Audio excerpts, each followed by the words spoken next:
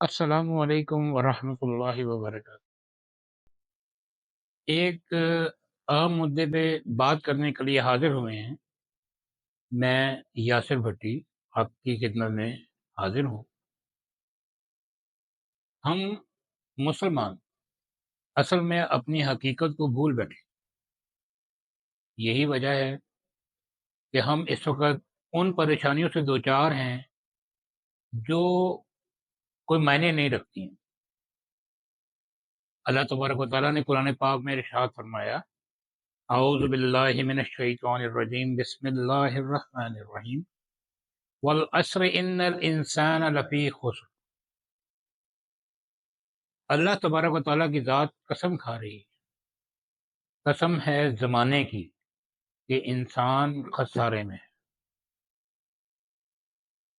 اب جب اللہ تبارک و تعالیٰ نے قسم کھا لی تو یہ دیکھنا لازم ہو جائے گا کہ وہ کون سے پہلو ہیں جس کی وجہ سے انسان خسارے میں جا رہا ہے۔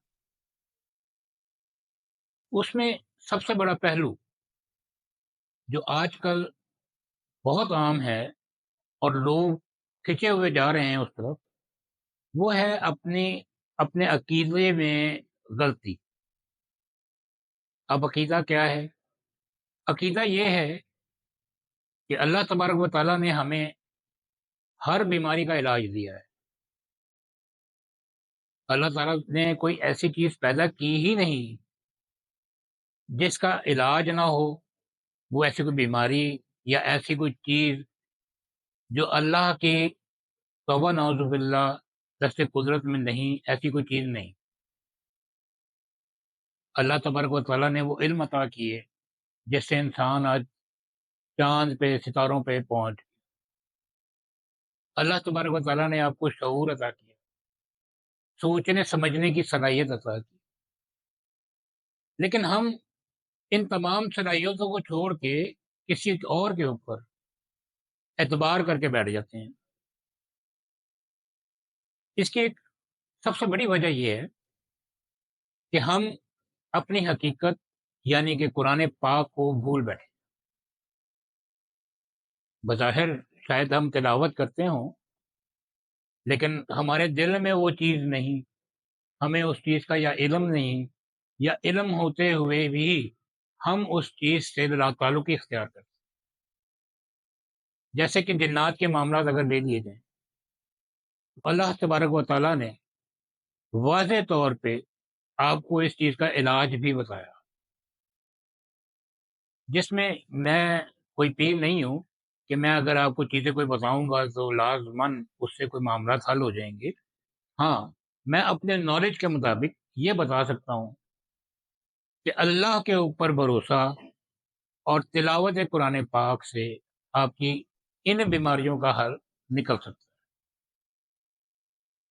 اگر حضرت محمد مصطفیٰ صلی اللہ علیہ وآلہ وسلم کی بات کی جائے تو انہوں نے بھی ہمیں یہی بات بتائی، اور احادیث مبارکہ میں موجود ہے کہ جب حضرت محمد مصطفیٰ صلی اللہ علیہ وآلہ وسلم پہ جادو ہوا تو اس کا حل کیسے کیا گیا۔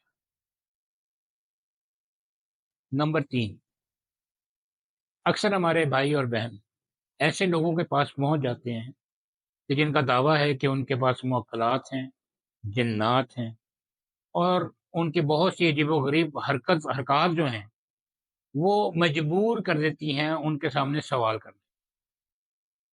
حالانکہ یہ سوال بنتا نہیں، غیر اللہ سے کسی قسم کا کوئی سوال بنتا نہیں۔ یہ ہم نے آج کے زمانے کے مطابق اپنے آپ کو ڈھال کے اپنی ضرورت بنا لیا ہے، کسی بھی حوالے سے، رزق کے حوالے سے۔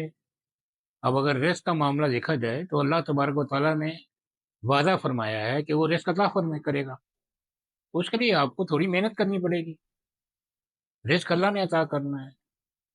لیکن ہم یہ سمجھ بیٹھے ہیں کہ ہم جس کے پاس کام کرتے ہیں رزق وہ عطا کرتا ہے، توبہ نعوذ باللہ۔ یہ ایسے عقائد ہیں جن کو ختم کرنے کی ضرورت ہے۔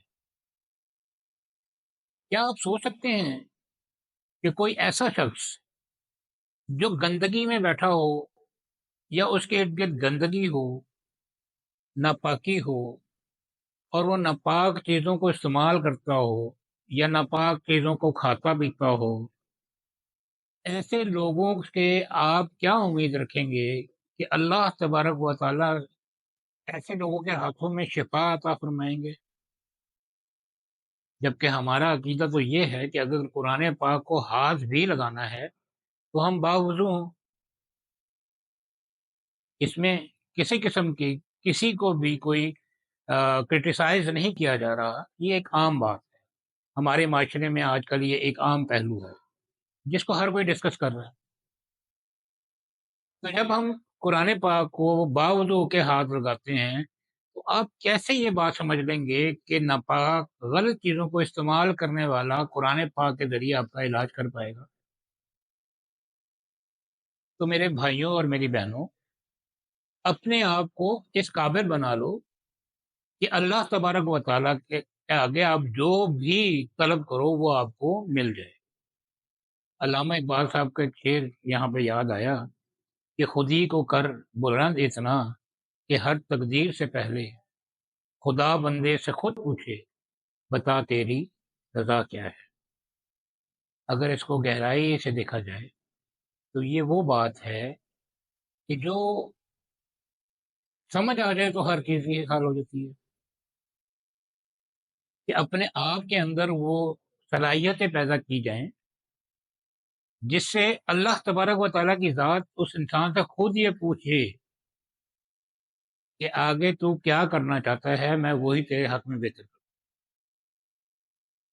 جب اتنی بڑی ضمانت ہمیں مل رہی ہے تو پھر ہم کیوں غیر اللہ کے دروازوں پہ جاتے ہیں، ان سے سوال کرتے ہیں؟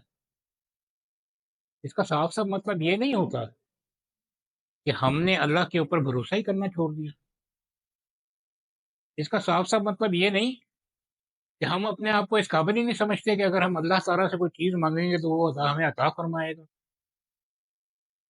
آپ 5 وقت کی نماز پڑھتے ہیں، وضو کرتے ہیں، آپ قرآن پاک کی تلاوت کرتے ہیں، ان سب چیزوں کے بعد اگر آپ کے دل میں یہ عقیدہ پیدا ہوا ہے کہ میرے پہ اگر کوئی معاملات بنے ہیں تو میں کسی غیر اللہ کے پاس جاؤں گا تو وہ معاملات حل ہو جائیں گے، تو یقین مانیں کہ اس کے اعمال کا کوئی ذمہ دار نہیں، وہ خود نہیں ہے۔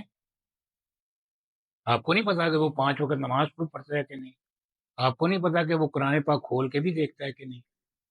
لیکن یہاں ایک مسئلہ آ جاتا ہے کہ بہت سارے لوگ اس چیز کو اللہ سے منسوب کر دیتے ہیں کہ جی ہم اللہ کے کرم سے، بے شک اللہ کا کرم ہے، لیکن اپنے اعمال بھی تو دیکھنے چاہیے۔ کیا تمام مسلمان برابر ہیں؟ کیا ایک ایسا مسلمان جو 24 گھنٹے باوضو رہے، نمازیں پڑھے، قرآن پاک کی تلاوت کرے، اپنے اعمال کو جس طرح اللہ تبارک و تعالیٰ چاہتا ہے ویسے کرے، وہ انسان ہمیشہ بہتر رہے گا بنسبت اس انسان کے کہ جو اپنے آپ کو صرف نام کا مسلمان بنا کر بیٹھ گیا ہے؟ اب آپ کا کیا خیال ہے کہ زیادہ قربت کس کی ہے؟ وہ جو اللہ پہ بھروسہ کرتا ہے یا وہ جو اللہ پہ بھروسہ کھو بیٹھا ہے؟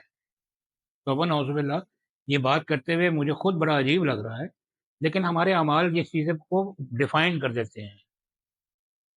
ہمیں آج ضرورت ہے اس بات کو سوچنے کی، یہاں تک کہ پیران پیر شیخ عبد القادر جیلانی رحمۃ اللہ علیہ نے خود یہ ارشاد فرمایا، اپنی کتب میں بیان فرمایا کہ جادو اور جنات کے اثرات کو ختم کیا جا سکتا ہے اگر آپ اللہ پہ بھروسہ کریں اور قرآن پاک کی تلاوت کریں۔ اس کے علاوہ کوئی حل نہیں دیا انہوں نے بھی، یعنی کہ اگر شروع سے آخر تک اللہ تبارک و تعالیٰ کی ذات سے لے کے آخر تک آ جائیں تو ایک ہی حل نظر آتا ہے جہاں بھی جائیں، کہ اللہ پہ بھروسہ اور قرآن پاک کی تلاوت، اس سے آپ کے سارے مسئلے حل ہو رہے ہیں۔ تو ہم اس کو اپنا کے کیوں نہیں دیکھتے؟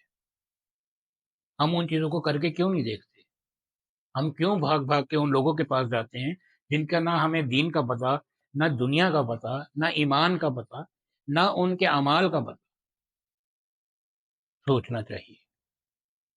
برائے مہربانی ہمیں سبسکرائب کریں، ہمیں لائک کریں، ہمیں شیئر کریں، تاکہ ہم اس معاشرے کی اصلاح کر سکیں اور کوشش کریں کہ آپ کا وہ بھروسہ جو اللہ تبارک و تعالیٰ کی ذات سے اٹھ چکا ہے اس کو دوبارہ قائم کر سکیں۔